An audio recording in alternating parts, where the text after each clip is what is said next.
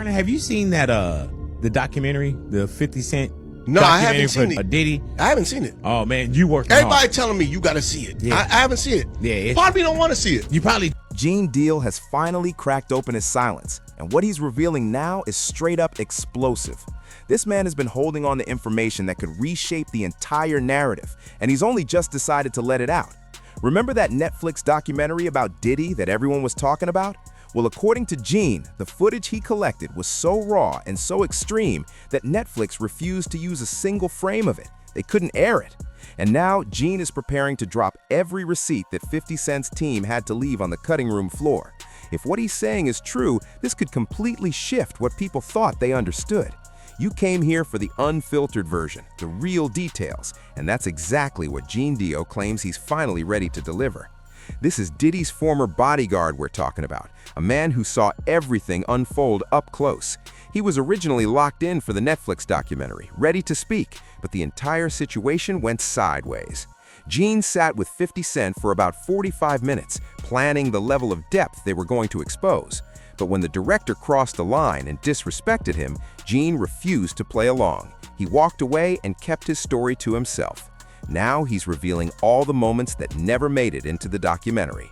And what he claims about the City College tragedy, the truth behind Anthony Wolf Jones, and the circumstances around Kim Porter is beyond anything viewers expected. He even says certain A-list celebrities paid to keep their names far away from this project, and that part alone is raising eyebrows. Everything 50 Cent couldn't show is finally surfacing right here, and things are about to get real. So, let's break this down. Before we get into the leaked claims, you need to understand the chaos happening behind the scenes, because it was wild. 50 Cent and Netflix released a documentary titled Sean Combs' The Reckoning, and it shot straight to #1 instantly. Everyone was watching it. Everyone was arguing about it. But here's the part nobody was saying publicly. Some of the biggest stories were completely missing. Gene Deal, Diddy's former bodyguard, was there for years. He witnessed the private moments, the tense confrontations, the behind-the-scenes deals, and the tragedies that shaped everything. He says he's been collecting footage and evidence for years, waiting for the right time to speak freely. At first, Gene wanted to be part of 50 Cent's documentary. He believed this was finally the project that would tell the real story. But everything changed the day he met the director, Alex Stapleton. According to Gene, the energy was off from the moment she walked in. He felt there was no respect in how she handled the meeting, and that instantly shifted the whole situation. Gene came prepared. He wanted to bring a full package of voices who knew Diddy from the beginning, Tim and Kirk Burrows. Together, these three could map out Diddy's timeline from childhood to street days to the rise of Bad Boy's empire. No gaps, no missing pieces. Gene asked for $50,000 for all three of them, which he says was more than fair considering the years of footage, first-hand knowledge, and risk they carried. But then things got messy. Stapleton allegedly told Gene that 50 Cent had no control over what went into the documentary and no say over who got paid.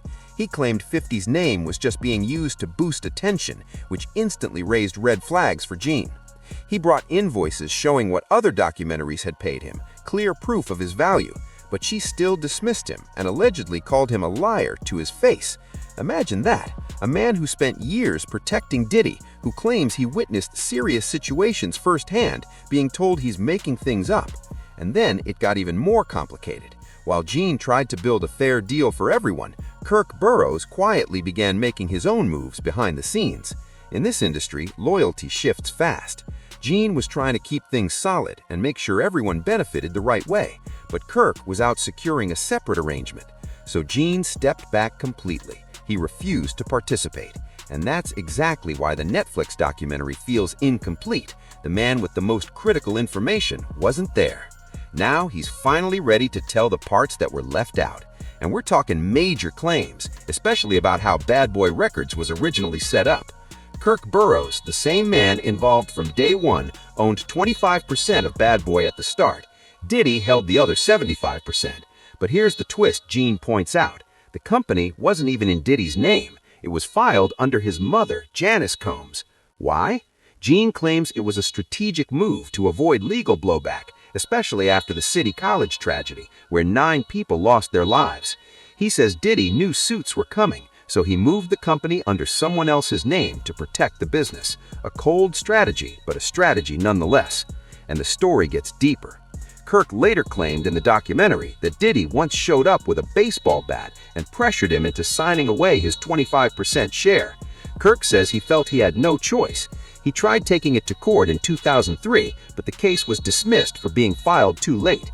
This man helped build Bad Boy from the ground up and then ended up with nothing, while Diddy became a billionaire. Netflix mentioned that part, but they didn't dig into it. Gene says he could have broken down the whole blueprint, how the company was shielded, how assets were moved, and why certain decisions were made, but none of it made the final cut. And that's where things start to feel very suspicious. So yeah, I've been really quiet. I'm gonna go back to being quiet, but I just, before 2025 closes out, you know what I'm saying? I just thought I'm gonna just address some things, you know what I'm saying? For years, everything seemed lined up, but this is where the situation spiraled fast. Alex Stapleton, the director, dropped something on Gene that completely changed the energy in the room. She told him straight up that 50 Cent had no real say in what went into the documentary and no control over who got paid. According to her, 50's name was basically being used to draw attention, but he wasn't actually steering the project. That claim immediately rubbed Gene the wrong way. It made him question the entire operation. He felt like she wasn't giving him even basic respect.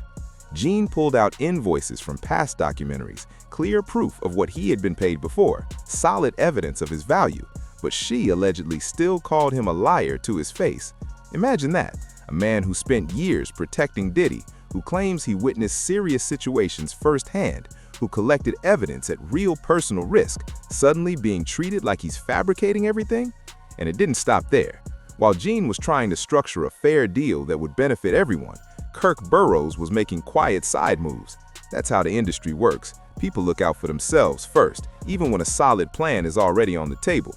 Gene wanted to keep everything clean and make sure everyone ate properly, but Kirk was maneuvering behind the scenes to secure his own separate arrangement. So Gene backed away entirely. He refused to take part in the project. And that's exactly why the Netflix documentary feels incomplete. The person who held the deepest, longest-running knowledge simply didn't show up.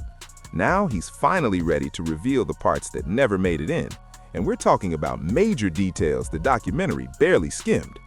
Let's dive into one of the biggest bombshells, how Bad Boy Records was actually structured, because this detail changes everything. Kirk Burroughs, the same man we just mentioned, owned 25% of Bad Boy from the beginning. Diddy held the other 75%. But here's the twist that threw everyone for a loop. The company wasn't even registered under Diddy's name.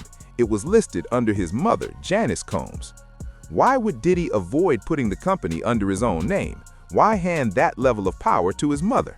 According to Gene, it was a strategic move designed to shield the empire from legal trouble. He claims Diddy already knew serious lawsuits were likely coming after the City College tragedy, and we'll break that down in detail soon. What matters for this part of the story is this. 9 people lost their lives at an event he organized, and he allegedly knew the families were going to pursue legal action. So, according to Gene, moving the company out of his own name was a calculated move to shield the business. Cold, yes, but it was strategy, and it served its purpose. But things get even darker here. Gene says Diddy didn't just want protection, he wanted absolute control. In Kirk Burroughs' own testimony from the documentary, he claims Diddy once showed up with a baseball bat and pressured him into signing over his entire 25% stake in Bad Boy. Kirk says the message was clear and he felt he had no real choice. He later tried to challenge the situation in court back in 2003, but the case was dismissed because too much time had already passed. Just think about how wild that is. Kirk co-founded Bad Boy Records. He helped shape the blueprint, built the foundation, and moved step for step with Diddy during the rise. And then everything he contributed to was allegedly taken from him through intimidation and pressure. At one point, Kirk even struggled with stable housing. Meanwhile, Diddy had reached billionaire status off the same empire they built together. The documentary touched on this situation, but they barely scratched the surface. Gene Deal could have explained the full structure, how the company was placed under Diddy's mother's name, how assets were shielded, and how certain moves were designed to dodge lawsuits or keep business activity off the radar. None of that made the final cut, and the reason it was omitted feels suspicious to a lot of people. Now the story takes an even darker turn.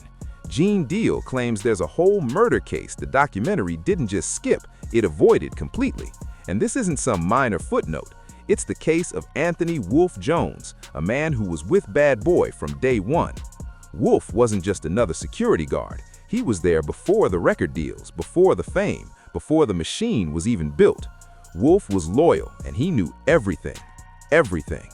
He understood the inner business dynamics, the tensions behind closed doors, who got paid, why they got paid, and what really went down at those exclusive events. Wolf carried secrets that, if true, could shake entire narratives in the hip-hop world. And according to Gene, decisions made by Diddy allegedly had a direct role in the chain of events that eventually led to Wolf's death. Gene Deal says the documentary missed a massive part of the story, a part that directly connects to the death of Anthony Wolf Jones. In his view, Wolf's death wasn't random, accidental, or disconnected. Gene claims the team behind the documentary didn't dig deep enough, didn't get the right intel, or maybe had information but chose not to touch it. Wolf was killed by someone tied to BMF, the Black Mafia family, one of the most notorious criminal organizations linked to hip-hop's underground history. And according to Gene, there's a straight, undeniable line between Wolf's death and the moves happening around Diddy at that time. But the documentary barely mentioned Wolf. They tossed in a few photos, labeled him security, and moved on. Why skip a story this explosive? Because this isn't just entertainment, it's real danger, organized crime, deadly conflicts, and people who want zero spotlight. Even Netflix didn't want to open that door. And honestly, even 50 Cent probably knew where the line was. But Gene Deal isn't backing off. He says this part of the story must be told because understanding Wolf's death completely shifts the bigger picture. And the next part? It's gonna have people heated. The documentary only showed pieces of the City College tragedy. Gene Deal says the real truth was left out, and he would know. He was there that night. He watched it unfold with his own eyes, and what he reveals flips the entire narrative. December 28, 1991, Diddy hosted a celebrity basketball charity event at City College in New York. The vibes were supposed to be positive, feel-good, star-studded. Heavy D was involved, and big names like Mike Tyson and LL Cool J were expected. The building was packed wall to wall, shoulder to shoulder, no room to move. Gene and his security team were hired to control the outside crowd. He came prepared. 18 trained men, Rottweilers, pit bulls, metal gates, a full professional setup. He understood how Harlem crowds react when major celebrities show up, so he had a real plan.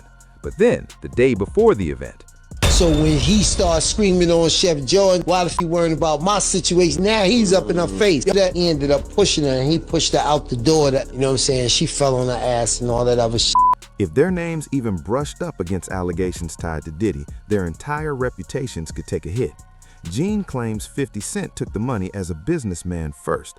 According to Gene, 50's goal wasn't to destroy anyone's career. He was focused on exposing Diddy's actions, not dragging unrelated celebrities into controversy. But if that's true, it means the documentary you watched still isn't the whole picture. Far from it. The version released was the clean cut. It protected powerful names while placing all the weight on Diddy. Gene sees it clearly. The final edit is polished, carefully controlled, and missing the stories that could have shaken the industry to its core. And speaking of celebrities staying silent, take Marlon Wayans' reaction when asked if he watched the documentary.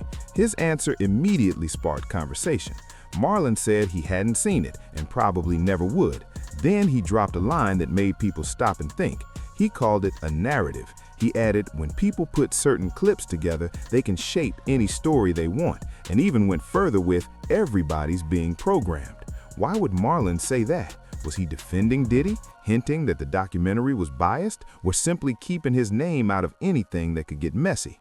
Jane notes that whispers have long circulated in the industry about Marlon and Diddy crossing paths in ways the public has never heard. Nothing confirmed, just rumors floating in entertainment circles. But Marlon refusing to watch and then talking about narratives and programming makes you wonder what he truly knows. His reaction wasn't casual. It sounded like someone who has seen things up close and wants to stay off camera. That adds another layer of mystery to the story. Gene Deal says he's aware of connections involving Marlon and several other A-list figures. None of them wanted their stories told, so they kept far away from the documentary. They weren't trying to get caught in the crossfire, and Gene saw that clearly. Now, let's move on to one of the most explosive parts of this saga, the private footage, the behind-the-scenes videos of Diddy before his arrest. This part had everyone asking one major question: how did 50 Cent even get that footage? The documentary showed Diddy in a New York hotel room having private conversations with his lawyer on speakerphone, discussing his next moves, reacting to the media, and planning strategy. None of this was public. These were personal, behind-closed-doors moments inside his inner circle. At the time, Diddy had hired a videographer to document him. Maybe he intended a personal archive or perhaps a future project. The point is, someone was filming him closely, and that footage legally belonged to Diddy. NDAs, contracts, and confidentiality agreements were in place. So, how did 50 Cent end up using it in a Netflix project? How did material under strict legal control get into a documentary produced by one of Diddy's most public rivals? Gene believes the story behind that leak is far bigger than anyone is admitting. Diddy's legal team reacted immediately. They sent a cease and desist, called the footage stolen, and demanded Netflix remove the documentary entirely. Netflix responded that the footage was legally obtained, but they refused to clarify the source. 50 Cent also stayed silent. Even the videographer has not spoken publicly. Total silence from every angle. Speculation ran wild. Some say the videographer sold it because Diddy allegedly didn't pay him. Gene notes that Diddy had a habit of late payments, so maybe that motivated the leak. Another theory suggests someone else passed it to 50 Cent, or that it changed hands without anyone fully considering the legal risks. Was it illegal? Nobody can say for sure, but the circumstances feel shady, and it leaves viewers questioning what else in the documentary came from behind-the-scenes chaos. Gan Deal shared a personal story that illustrates how tense things could get around Diddy. After he stopped working for him, Misa Hilton, someone with a long history with Diddy, reached out asking Gene to keep her safe. She wanted to live freely without confrontation. Gene agreed, charging $2,250 for a few hours of protection, and told her if Diddy showed up and saw her with me, nothing would happen. Diddy knew exactly who Gene was, and he wasn't the type to back down. The documentary also included a story from rapper-producer Eric Sermon, who witnessed Diddy act aggressively towards Misa on the street. Eric claimed Diddy swung at her while he watched from his car, even calling Eric out to fight, but Eric chose to leave the scene rather than intervene. Gene says he would have acted immediately. Protecting people was part of who he is. According to Gene, Diddy's aggressive behavior towards women wasn't new. It had been known in industry circles for years, but people stayed silent because of his influence and wealth. The hallway incident with Cassie that went viral, that was just one example, a glimpse of a pattern that had existed for decades. So, what does Gene Deal think of the documentary itself? After watching carefully, taking notes, he said it's mostly old news for anyone familiar with the industry. All the parties, power plays, and chaos, nothing surprising to those who lived through it. The only truly new content was the behind-the-scenes videos of Diddy before his arrest. Everything else was repackaged for mainstream audiences. Gene believes the documentary could have been so much more. He could have added real history, depth, and evidence, but the producers aimed for safety, a version that would stream successfully on Netflix without making any powerful names uncomfortable. The narrative painted Diddy as the lone villain, but Gene knows the truth. There were many who knew, participated, and never faced consequences. Their stories were left out. Their reputations remained intact. This is why Gene calls the documentary incomplete. He's been sharing these stories for years, long before Netflix or 50 Cent got involved, on podcasts, YouTube, and his own platforms, always unfiltered. Now it's on you. Which part hit hardest? What should have been included? The floor is yours in the comments.